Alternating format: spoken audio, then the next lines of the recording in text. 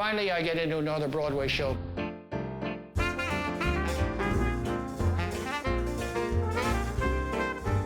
My heart is not in it. Sadly, I give up Broadway. For me, it's the dark night of my soul. Finally, I get a job in a small machine shop in New Jersey. I haven't never worked with my hands except I carpenter a little bit, but I love the job. Harry Jacobson was, a very rough-hewn Viking of a man. Teaches me how to grind metal. And of all things, he also teaches me an ancient wisdom science known as the Brahma Vidya. Harry, this master grinder in the machine shop, was a guru. Because he studied with an East Indian guru, not a Raja. While I was learning how to grind metal, we had long talks about wisdom itself. It gives you a peace of mind. All the stupid things go out of your mind. Your mind is just almost becomes blank. That sounds bad, but a higher level of rationality or reason or wisdom has now an opening to come in. You get a burst of serenity from the energy from the universe. So what happened? I regained my mission.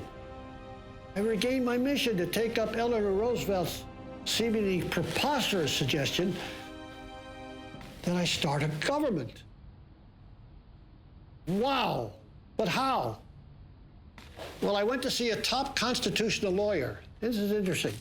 He says, Gary, take a look at the 9th Amendment.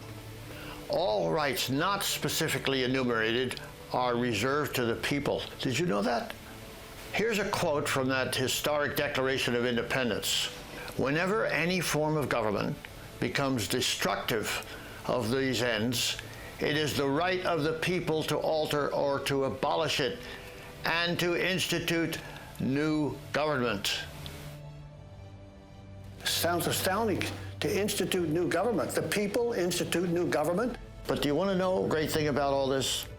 At the global level, as Eleanor Roosevelt happily pointed out, there was no government to alter or abolish, nothing to overthrow, no violence, which is always self-defeating anyway. So there's no nothing out there except a wide open, marvelous opportunity for me to go out and declare it.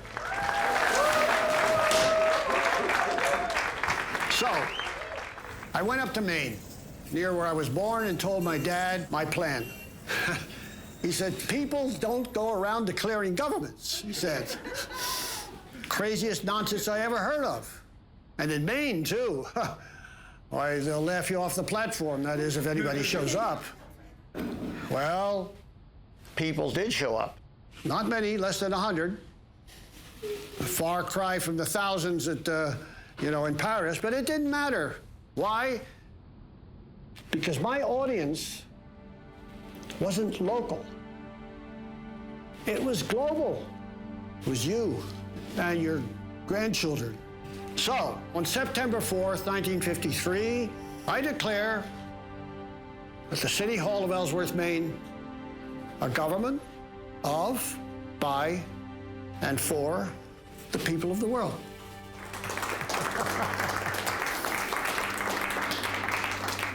You say this is crazy, but I did it. So then I went down to set up the administrative agency of the government, which is now called the World Service Authority. And it's in Washington, 5 Thomas Circle. It's functioning right now.